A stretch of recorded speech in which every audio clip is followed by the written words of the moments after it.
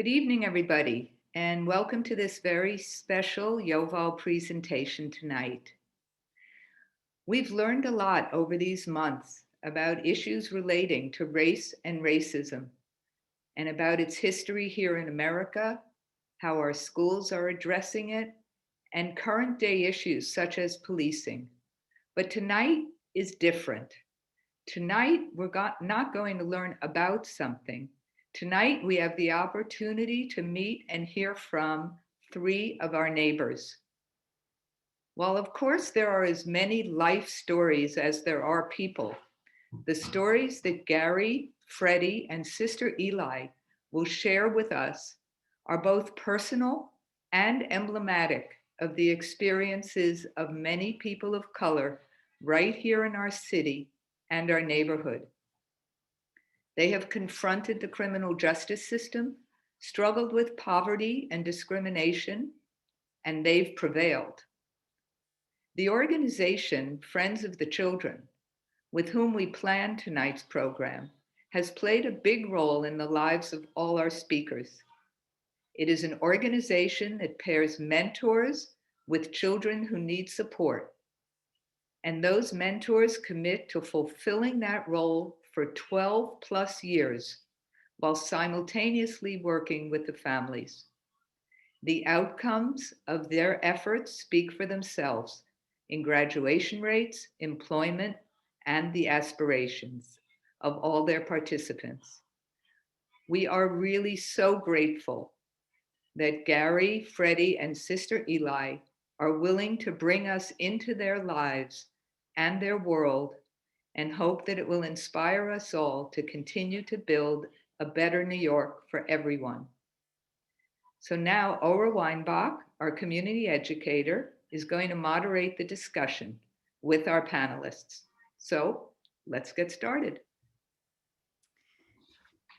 Hi, everyone. Good evening, and thank you, Virginia. We are really in the middle of our year of very active listening, and as is very Jewish Center appropriate, most of our programs have been very theoretical and very intellectual, very academic. That's who we are. We're a community that prides ourselves on our intellectualism. And yet tonight we have a really different kind of opportunity, as Virginia already mentioned. We're moving from the abstract to the concrete, from the hypothetical to the real. And tonight we have the opportunity to hear from three individuals, their subjective, personal, real experiences. We're so grateful that they are willing to speak with us and share so personally. And we really look forward to listening with open minds and open hearts. We are going to meet our panelists in a moment, and we'll talk for around 45 minutes. And for the last 15 minutes, we'll take audience questions. Please send your questions directly to me in the chat as they arise. After our question and answer session, anyone who's interested in joining, we will have facilitated processing groups that will take place immediately afterwards. So just stay in the Zoom room while it takes us a few minutes to figure out the logistics. So now allow me to introduce you to our panelists. I'm going to welcome them onto this big screen with me. Here we go. Add spotlight. Hi, guys. So Gary Clemens started at Friends of the Children in Portland in 2008. And he was a friend to eight boys, and has risen really through the organization in multiple roles. And in 2018, he was recruited to serve as the executive director of Friends of the Children New York. Thank you, Gary, for joining us this evening. And Freddie is a native New Yorker who graduated from Syracuse University in 2017. She currently lives in Atlanta, Georgia, and is working as a legal professional while growing her small business. And Sister Eli, who is also joining us, hi, Sister Eli, is a graduate of the Women's Leadership and Media Project, which is run by the Women's Prison Association. She advocates for systems-involved women through events and media. She also is a founding member of the Parent Policy Advisory Committee of Friends of the Children New York, which works to empower parents with the knowledge and tools to advocate for meaningful change. So thank you all so much for joining us tonight. We want to start by getting to know you. So if you could kind of briefly, if possible, just share a little bit about who you are. Tell us kind of like your life story. So where did you grow up? What was your family of origin like? Your education, your career, and any memories, happy memories you had growing up. Who wants to start? Gary, you want to get us going? Sure. Well, thanks for having me. Good evening, everyone. Like I said, my name is Gary Clemens. I guess my origin, I'll talk about my origin. Originally, my family, obviously a long time ago from Nigeria and Ghana. But, we came over enslaved and came over more recently. My great-great-grandmother was raped by her slave master, and that's why I have lighter skin. So that's part of my heritage too, European heritage. That's on my mother's side. On my father's side, my great-great-grandmother is Jewish. And so, I have part of the family that's practicing Judaism. So I'm originally from Jersey. I was born in Jersey. My parents divorced when I was 6, and I became a bi-coastal kid when I was 6 years old. So my mother moved to Inglewood, California, and I spent half the time in Inglewood, another half in Jersey. My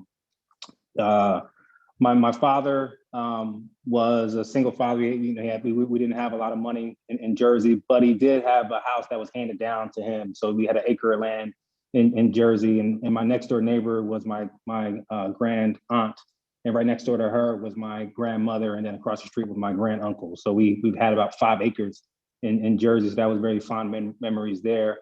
The school I went to there was it was an integrated school. It had a variety of different socioeconomically, it was diverse.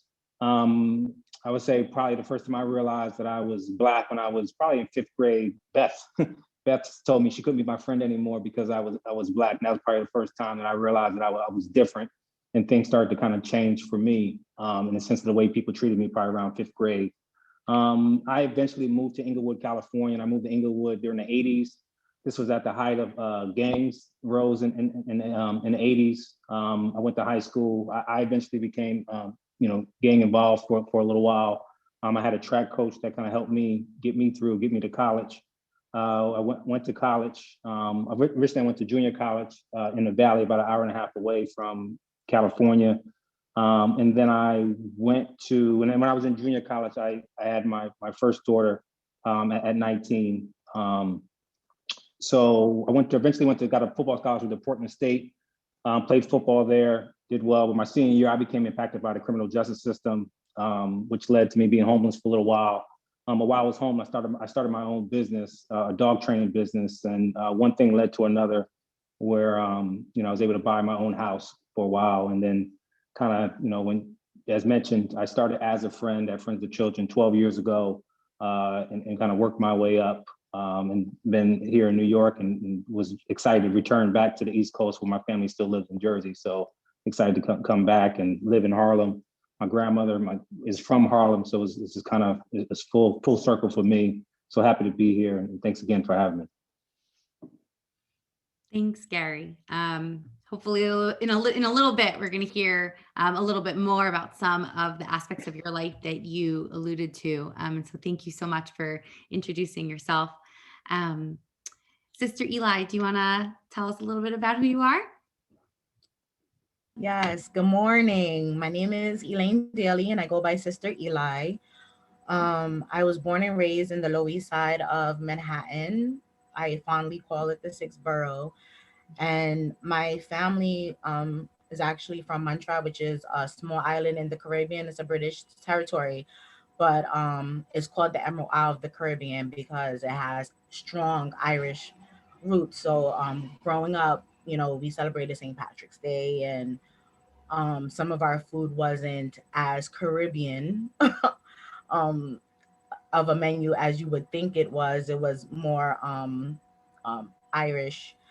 And just realizing really that at first that my gender was what set me apart and would impede some of the opportunities that I would have. So going by Eli, and then eventually having to embrace my femininity and be one with it, and not be afraid to allude and identify as your sister, that I am a nurturer, I am um vulnerable, and I also have strength. And um I believe I get that from my strong upbringing. And I have many happy memories of visiting Montreat with my family, climbing trees, visiting the springs, swimming, um, and not having, or rather having what I thought was a typical life. And also being able to still spend time in the city and go to a community-based organization, particularly Henry Street Settlement, where they have programs like cadets and women operation athlete and the pioneer leadership, youth leadership program, where I was able to learn discipline and leadership, and even how to fundraise a little bit, and say I want to go to college, I want to buy a house. Um, so, and now I'm here. Like, my goal was to get a good education. That was the foundation of when I was growing up in this, Caribbean household. Education is going to get you to where you need to be. So do as well as you can. And if you could get a master's or a PhD, or be in a lawyer and be in that field to help your community, then do that. So, my end goal was always to get an education, and I finally graduated with my master's in 2019 and took the state test to be a licensed social worker, licensed master social worker in New York, and really giving back to my community. So yeah, I think the realization of me being Black and being a woman, I did more stuff to protect myself because of that vulnerability. And then running, my biggest obstacle, my challenge right now is the criminal justice system. So and how that intersects with being a woman and being Black. Thank you, Sister Eli. Hopefully, we're gonna hear a little bit more about how that's played out in your life and where that struggle is for you right now. Thanks. So, hi, Freddie. Can you introduce yourself and tell us a little bit about who you are? Hi, everyone. My name is Freddie, and I am born and raised in Harlem. I'm from Harlem and a New Yorker in every sense of the word. I was, my parents weren't ever married, and I was born into, I guess, an impoverished background. My family really didn't have any money. We were on government assistance, food stamps, and welfare. And pretty much I actually lost my parents at a really, really young age, both of them. I lost my parents when I was 8 and 9 years old. And after that, I got into the system, and I was bounced around from house to house. And luckily, I actually stayed. Freddie, sorry for interrupting. When you say the system, can you just explain what system you're talking about? I guess the state, I was a ward of the state. I was in, I guess, foster care. Thank you. Or basically, I was a ward of the state. I didn't have a legal guardian, and I actually was appointed a legal guardian when I was around 12 or 13. It was a friend of the family, a friend of the church, and she took in my sister and I, and my older sister, who was only a year older than me. We were actually able to stay together, and we, were really strong, and we had one another. And we went to the same elementary school. And in the elementary school and family academy, I was I guess, chosen to be a part of the organization for the children. I don't know why I got chosen and my sister didn't, but I got my first mentor when the program just started. So I like to call myself the top 5. I was one of the first achievers in the program, and I went all the way through until graduation. And being in the program really, really helped me, being able to have mentors and going out and going on outings with the mentors and having a distraction of things that were going on at home and kind of a bad life. And like other Black people, I knew that education was a way to get out of that. I just knew that I needed to escape this this place that I was in, this system and poverty, or whatever you call it, this terrible time that I was going in. I just knew that I had to go to college, and I knew that I would go away for college. So I worked really, really, really hard, and I got into a really good high school, and I was accepted to almost every school that I applied for with the help of, I didn't even know how to apply to college, but I got help from mentors, and every step of the way I was assisted with and helped. And so I got into almost every college that I applied for. I really wanted to go to a historically Black college, but financially I wasn't able to. And Syracuse University, my cousin actually went there, and so she helped me get into a program to where I went to school for pretty much for free. And so I took that opportunity and went to college in Syracuse University. And my sister actually was able to go to college as well. She played basketball, she played sports. I wasn't that good at sports, but so I got into college with the help of family and mentors and education, and she got in with the love of sports. So my sister and I both went to college, and the day I graduated from college, she came to my graduation with me, and she graduated a year before me, and we both just took a U-Haul and drove down here to Atlanta together and moved in together. And we've been working here ever since. And we have family here down in Atlanta because my dad's side of the family moved here when I was young. So I'm kind of familiar with Atlanta. So I've been here ever since. And you're working now as a paralegal? Yes, I'm working at a company as a paralegal, and I am also working on my businesses, my small businesses. I have an event company and a cosmetics company. Awesome. Thank you, Freddie. So just from listening to kind of your life stories, each of you have touched on an aspect of your life that at least one, if not more, aspects of your life which have been influenced based on the color of your skin. And we've been talking a lot over the course of this year about what it might mean for there to be institutionalized racism, which is also called systemic racism. And so that's usually defined as racism that is embedded as normal practice within society or an organization. So this could be in many areas of life: healthcare, employment, housing, education, and also interacts with government and law enforcement. So we were wondering if we could hear from you one specific area in your life where you experienced institutional racism and how that played out for you. Sister Eli, do you want to get us started? Is that okay? Sure.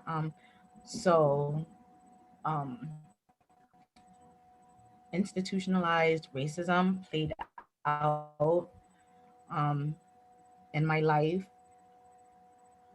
when I got introduced to the criminal injustice system. Really, it made it blatantly clear that what I considered my good upbringing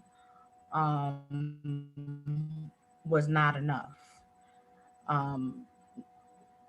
My family was, deemed, I guess you would technically or scientifically by the textbook call us dysfunctional, but because we had organizations in the area, and because we had support systems, it was still not enough. My education, I went to Hunter College High School, was not enough. I had my bachelor's when I made contact with the criminal justice system. It was not enough. And I even had a city job. I worked with the police department. I was one of those, you could call 911 is a good use of your tax dollars. Not all police use excessive force. I wasn't even considering being racist, just not all cops are excessive. And really, like, you know, I wasn't perfect. I had parking tickets. I had speeding tickets, you know, not that, oh, you know, this person never made a blip on the screen. I made some blips, you know, I lived life. But in this bubble, I didn't realize or rather, I became aware that I wasn't protected from the criminal justice system. Like I had everything set up where it should have worked in my favor the way we are disillusioned that it should be, right? So when I got arrested, it was no help in sight. And I realized my Blackness, but also how the conversation was not around gender because I was 7 months pregnant. And they didn't acknowledge that. And it was really, you know, my fear was entering another system, ACS or foster care, now my child trying to fight this charge, which was hindering prosecution, was what I was charged with. And just understanding now, having an aha moment, this is what they're talking about. Because I'm Black, I'm not innocent until proven guilty. Because I'm a woman, they don't know that I need to see somebody. My stress is I'm concerned that my child may end up in foster care. You know, asking for toilet paper, how demeaning that is for 4 days. Right? That seemed like a lifetime just then, right? But all these fears running through your brain, but it was 4 days. Now imagine people that are incarcerated right now during the pandemic who are wrongly convicted or they were given more time because of the color of their skin. So that was my aha moment of seeing that I was not protected and I needed to be a voice now, you know, fight my case, fight my cause, but there's other people that are not protected and it's not right. Mr. Eli, you mentioned you were incarcerated for 4 days, if I heard that correctly, and yet you've also mentioned in our previous conversations that that's actually had lasting impact. Those 4 days have had a serious lasting impact on your life. I'm wondering if you could share with us a little bit about what the long-term effects of that incarceration have been.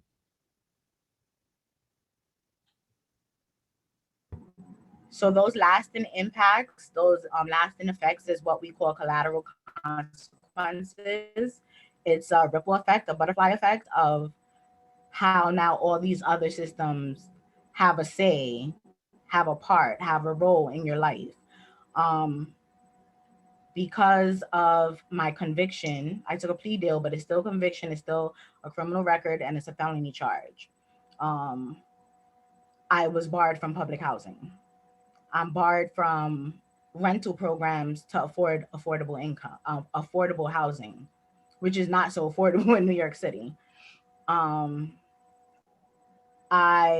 had to go through a whole ethical process to get my license to be a social worker because my probation, my time, my rehab that I spent paying back to society was not seen as rehabilitation. It did not mean I had a reset or a restart button.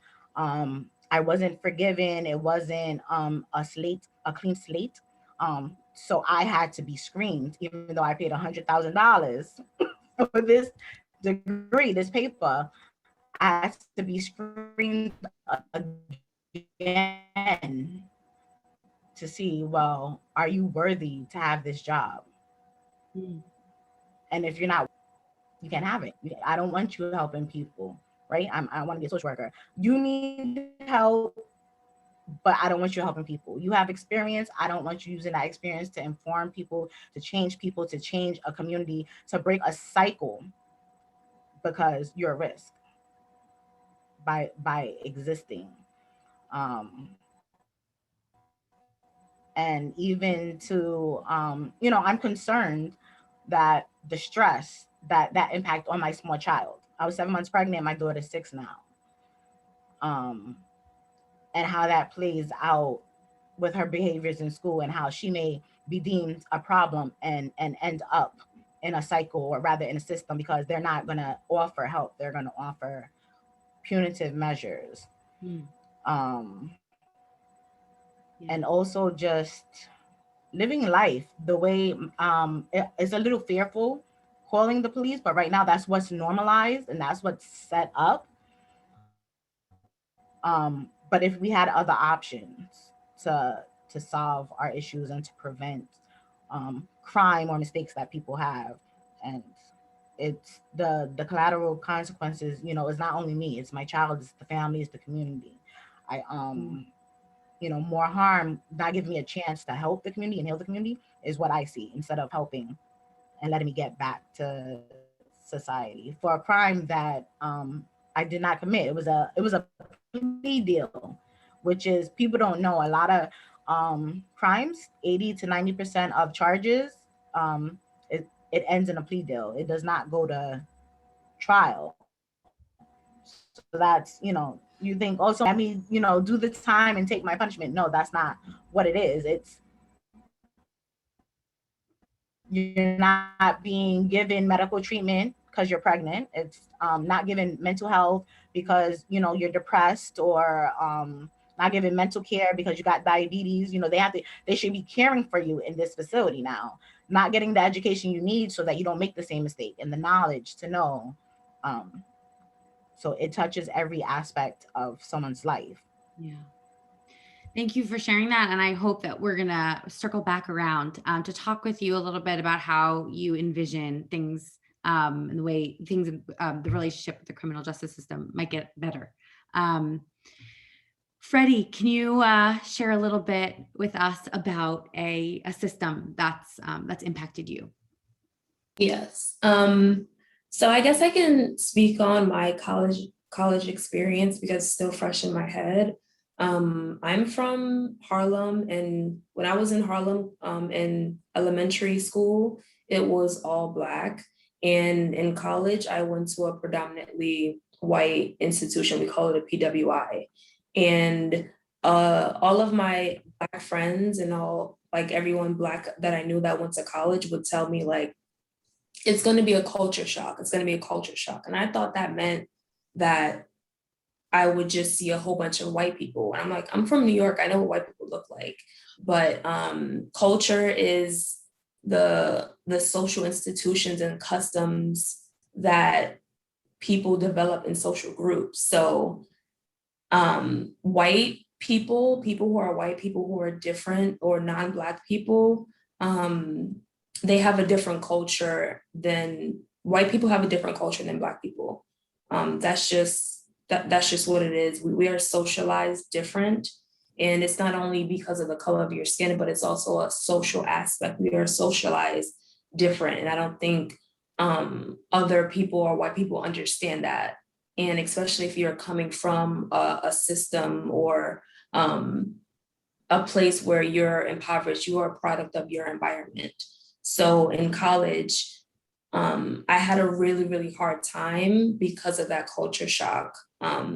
Especially in test taking, it was a really, really difficult, it was so hard for me to take tests in college. And it's because of that cultural difference. I would read a question and I would choose what I thought would be the correct answer. And then I would go to my professor and ask them, like, how is this the wrong answer? And they would always tell me, well, it's not the wrong answer. It's just not the best answer. And I still don't understand what that is or what that means. And so it was very, very difficult for me. And we, the Black people, the Black community in my school, we were very, very close. And so when we would take tests, we would, when we would study, we would join and form study groups. So the Black people would study and join groups to study together.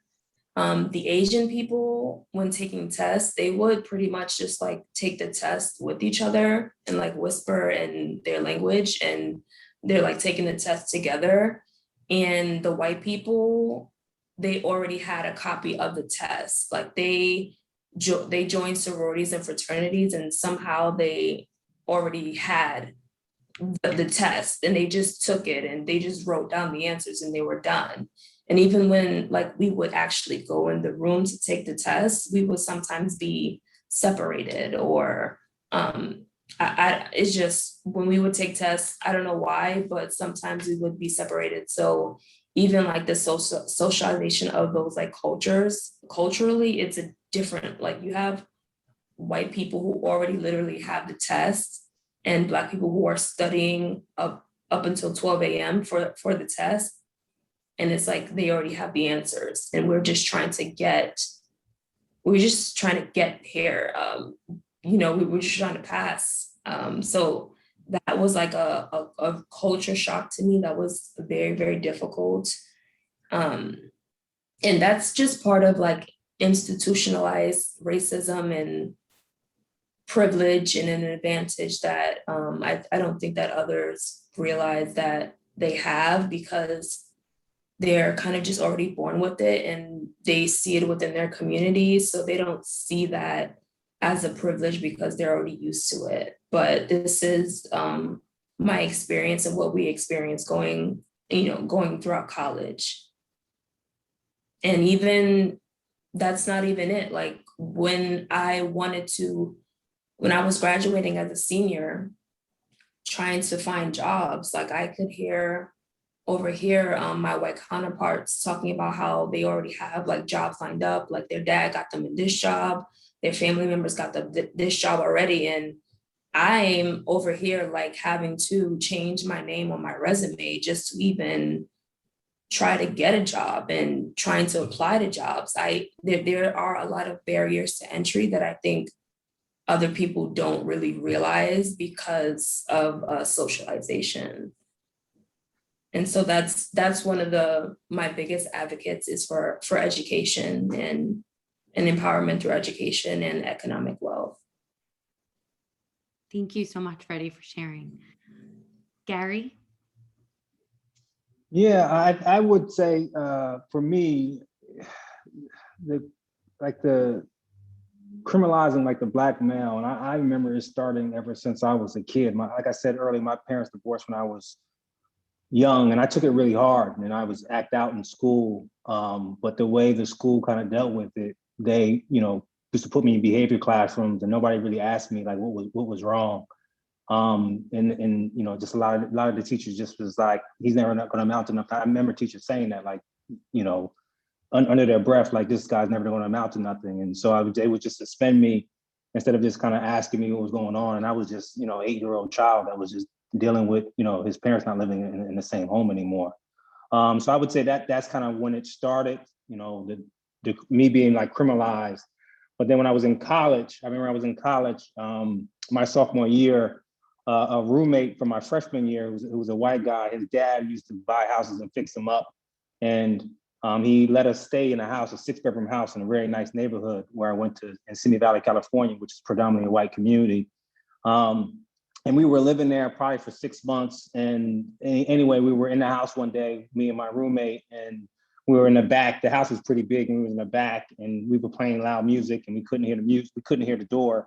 Well, anyway, I just see like a gun come through my door, and I'm just kind of startled, and it was the police. And they have us sit on the couch, and they were basically said that we stole the house, that we were like house sitting, and they were like, "Whose house is this?" And they were kind of interrogating us, and we were like, it was like a real informal arrangement that we had, but it was like a whole big spill where we were like, wait like an hour, because we had to get the guy on the phone who actually owned the house. We had like proof that that was our house.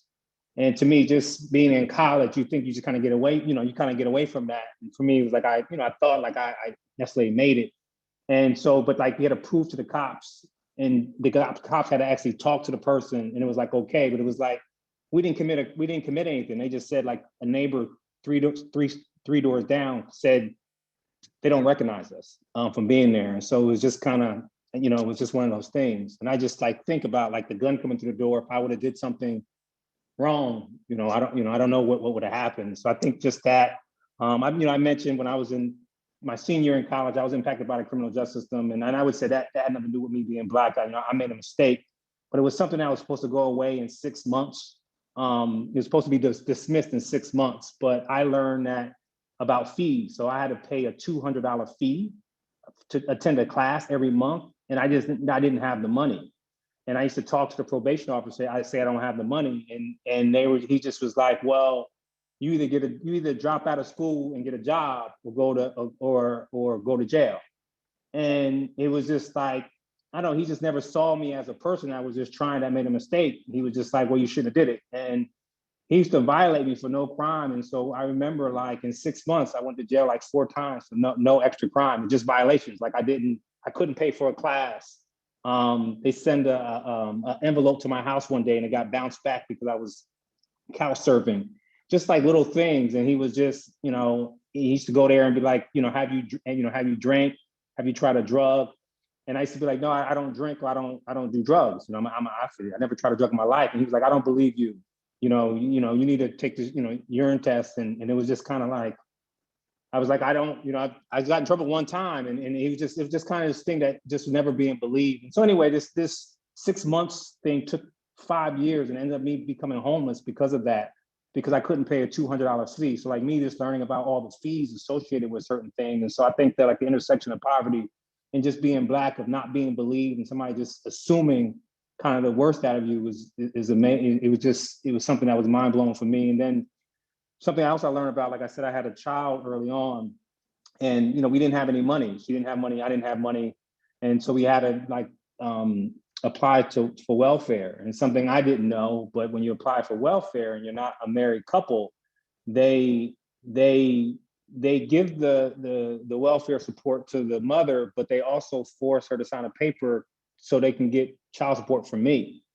And I didn't have money at the time either. And so all of a sudden, at first, I start getting a bill and start getting debt applied until I got a job. And then when I got a job, my wages started getting garnished to pay back the child support to the state that they was getting. And so, my parents never been on welfare and they paid taxes, but here it was, I was paying back the welfare to the state because we both were kind of poor. And so it just kind of created conflict between us, and it kind of divided the family because we couldn't be like a family unit. But then even when I finished paying, when she eventually got off welfare and I still continue to pay child support, what the state started to do, because they were in the middle of it, they would collect administration fees. So they would take 30% of my money that I was paying to her, and it would go to the state of Oregon. And to me, it was just stuff like that. It's just like, my child's already getting like $300 a month, which wasn't a lot, but they take 30% of that. And I get emotional about it because it was just kind of, it's one of those things. And yeah, it's just things that you don't understand. It's $80,000 that I had to pay back, and the state of Oregon took 30% of that. It's to me, it's mind blowing to me. Yeah, so I would say those two systems, and just everything is just so punitive. It's just like, it's so punitive and so entangled where it's like hard to get out of these systems, and everybody just assuming the worst, where you always have to like prove that you are a good person. And like part of me when I was homeless, something I realized, I changed like the tone of my voice. I changed the way I dressed. Back when I did get arrested, I used to have an afro and braids, and I changed kind of like my outer appearance and the way I presented myself. And it was, it was kind of funny. I started a business, and my career took off when I assimilated, when I was basically acting white.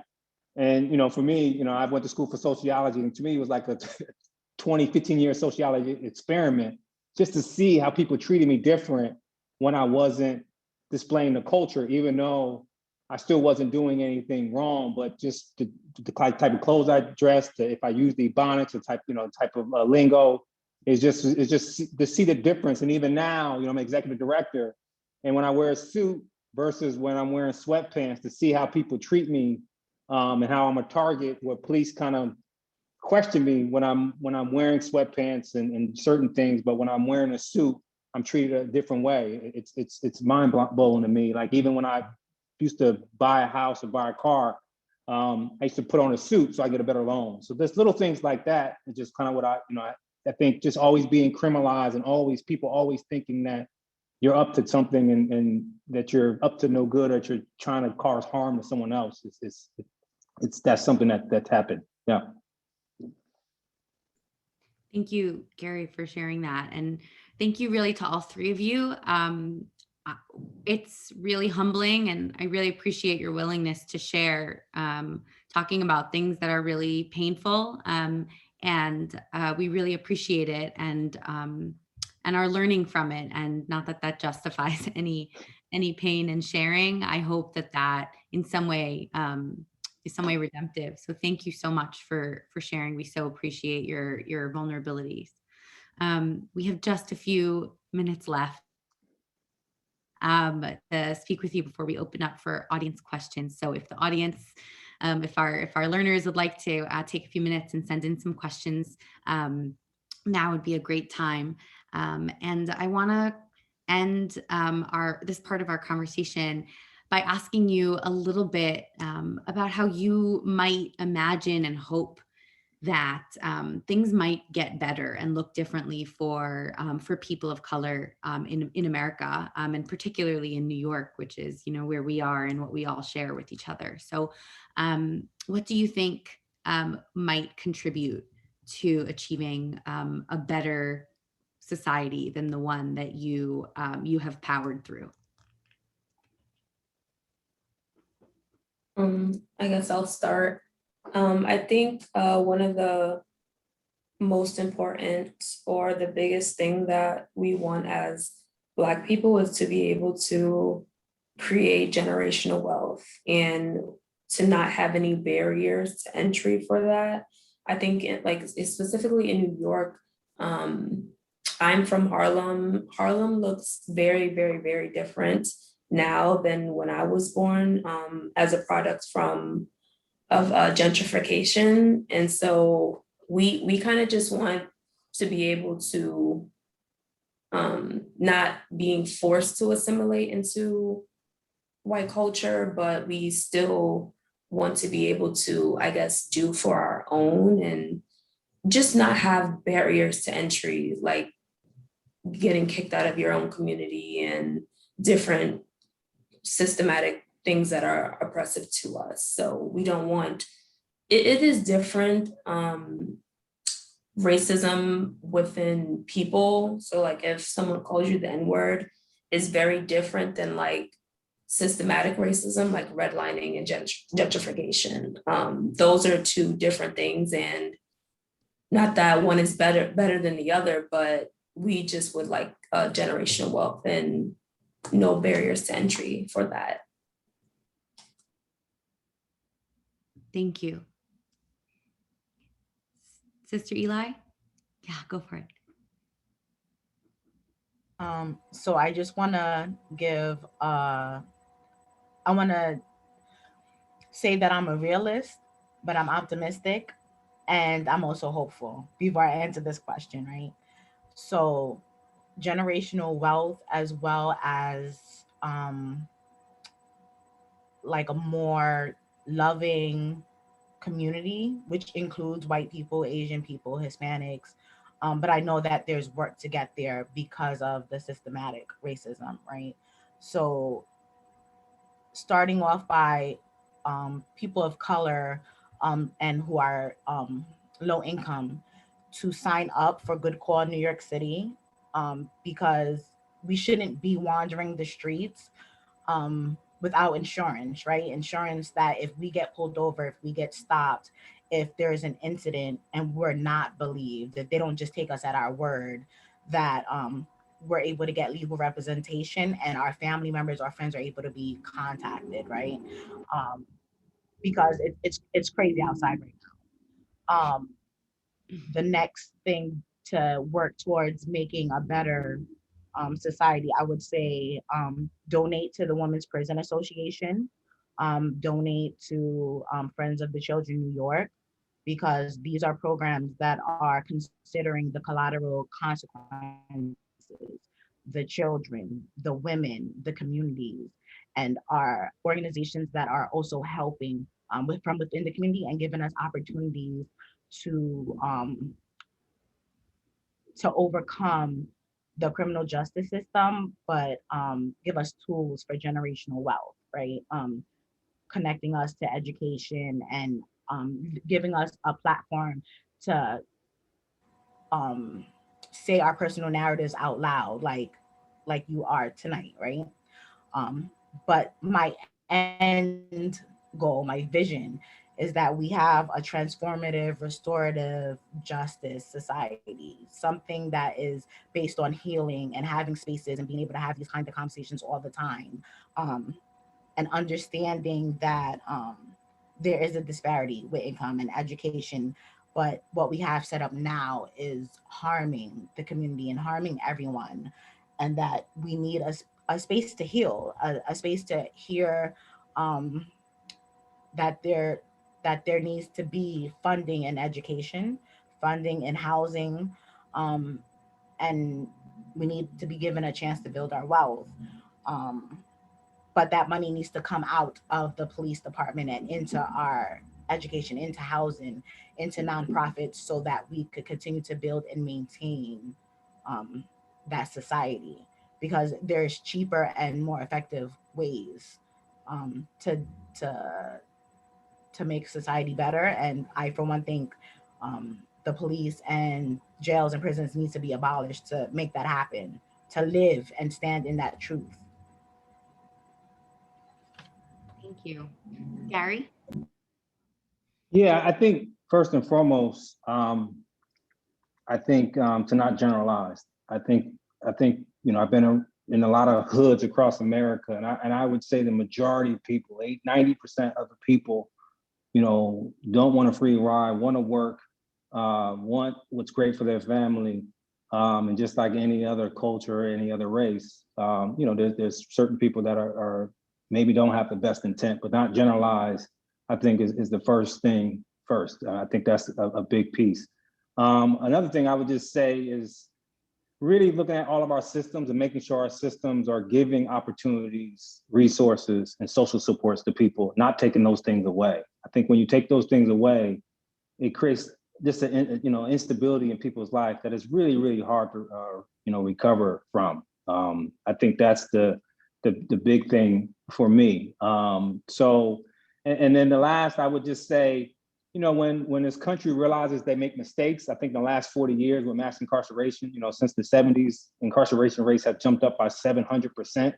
I think when you know, like, oops, we shouldn't have done that, then think about, okay, reparative justice. How do I help the community heal and get back on their feet, rather than just changing the policy? Like marijuana is a great example. Everybody's saying, oh, criminalizing marijuana was wrong. There's a lot of people that's been locked up for marijuana, and you change it and you legalize it, but you never go back and try to help the people that have been impacted by it. So I think it's really always, when you change a policy because you knew it was bad, think about who was harmed by that policy, and then how are you going to help those people get back? I hope as a country we start doing that more, and I think we'll be in a better place. That would be that's my 2 cents. Thank you. Thank you all so much. And we have so many questions. So I'm going to try to collapse them into, I'm trying to pick the ones that are the most kind of regular and collapse them into one question. So this is particularly for Sister Eli and Freddie. So a few of people kind of acknowledged a familiarity with conversations about being a Black man in America, and how that intersects in really problematic ways with the criminal justice system. But for some of us, this conversation surrounding being a Black woman is a little newer. So we're curious to hear, Sister Eli, you mentioned at least one thing, and maybe Freddie, you have something to contribute, or Sister Eli, you have something to add about how experiences of Black women are uniquely impacted and by what systems.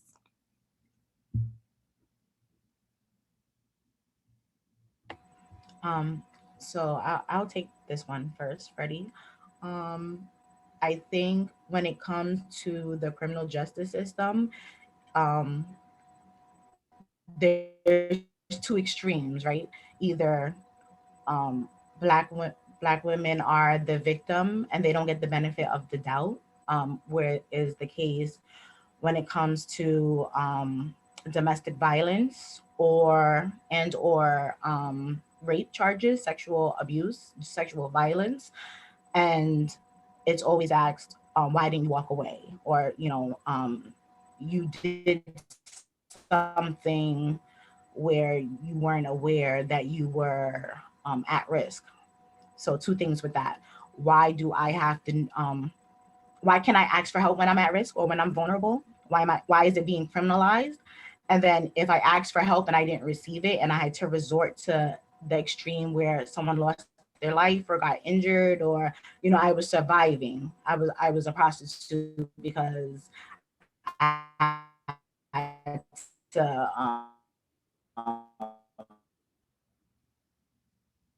pay bills and child, or I murdered my husband because he was actually abusing me. He was beating me up. Why is it not where the system failed me and getting an apology and working towards that? It's, well, you could have, and being punished for it. And also not realizing that we carry a lot of weight on our shoulders as far as being nurturers as women, but we're not nurtured in spaces when we're in the criminal justice realm. Our children who we nurture, our family, are incurring costs. Our children are not being cared for. They're getting pushed into the welfare system, forced to care, or the family has to be on welfare to take care of them because the breadwinner is not there. And it becomes sort of a cycle where we're trying to get back to be strong and be nurturers, but we're not being nurtured. And it's really horrendous that we're not being considered in these conversations and in these spaces to be considered and acknowledged. Thank you. Freddie, do you have something you might want to add?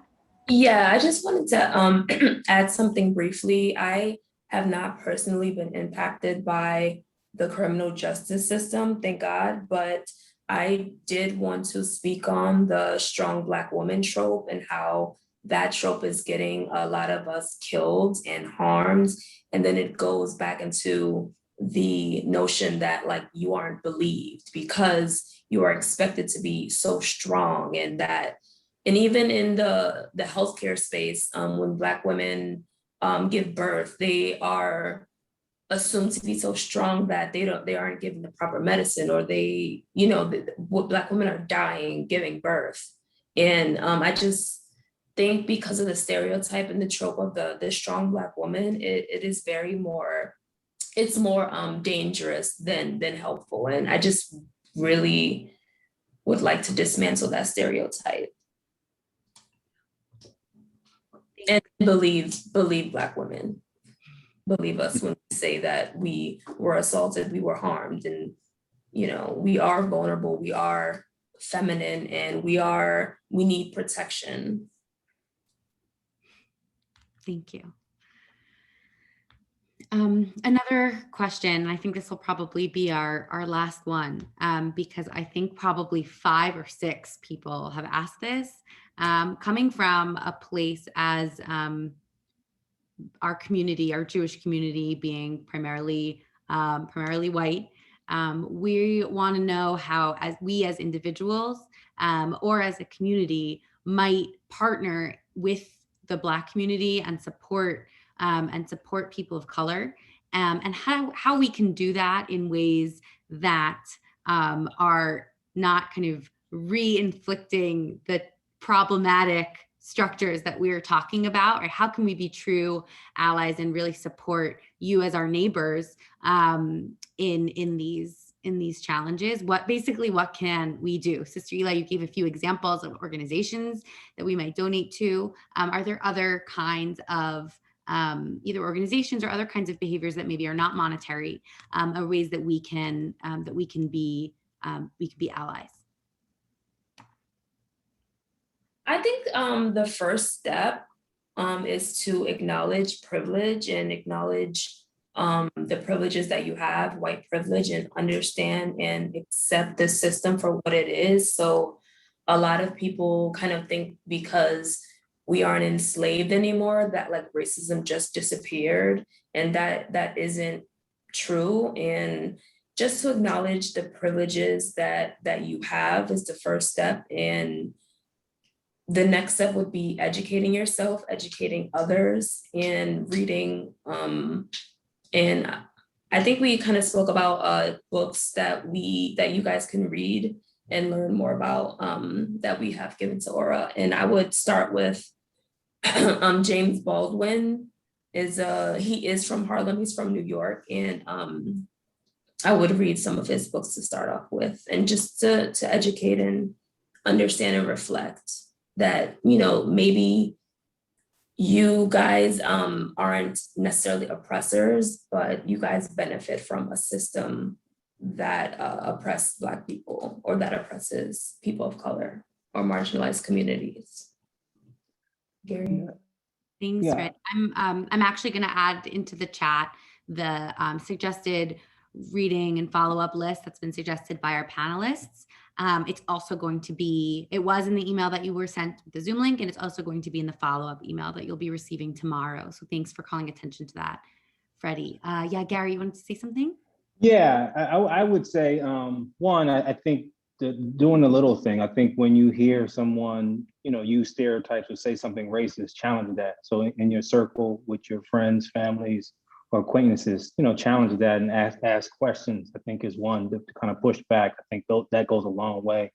Another thing, I think the Jewish community, I think there's a lot, the Black community could emulate from the Jewish community. I think the Jewish community have done great to build institutions such as schools to educate your children. You have birthright, you have, other things that, you've done to kind of keep the community together and kind of be able to withstand white supremacy or withstand, other cultures maybe attacking your culture. So I think, teaching or showing Black people some of those secrets and kind of building structures the same way. I think if we had schools that were, taught culture and taught about Egypt and taught about Africa, I think our history starts in enslavement, and that's not true. I think we have a long history before that. So I think there's a lot of things that we can learn. So I think really opening up on how you do keep culture. Why is culture so strong in the Jewish community? And I think if Black people had that, I think we'll be in a better space. So I think there's a lot that we can learn from that. And so I think that's where you can be a great ally. Thank you. Thank you guys so much for spending time with us this evening and sharing so deeply and vulnerably of yourselves. I know that we will all listen and learn and think really long and hard about what you've shared with us, and we're so grateful. A few of you have talked about the importance of education, and it's a value I think our communities share. And I think there's lots of kinds of education, and one kind of education is what you've shared with us, is a personal connection to knowing a little window into to the lives of other human beings around us. And we're so grateful that you joined us this evening. Our next programs for YoVAL are going to be on this Monday. If you are a preteen or a teen, or have a preteen or a teen in your household, this Monday night, we are going to be having a really special program with Dr. Nava Silton and Christine Gregory, who's the Chief Operating Officer of the NAACP, who's going to be hanging out with our teens and tweens. So encourage them to join. And after Pesach, after Passover, we're going to be having a Beit Midrash, a Jewish text study with Dr. Alana Stein-Hain, really examining rabbis' responses to white flight in Crown Heights. And we're really looking forward to continuing to learn together. If you are interested in hanging out and joining a facilitated processing group, just stay in this room, give me a minute or two to reset and send everyone to your rooms. And if not, have a great evening. And again, thank you so much, Gary, Sister Eli, and Freddie, for your time and vulnerability. We are so, so grateful. Thank you guys for having us. Much. Thank you. Have a good night.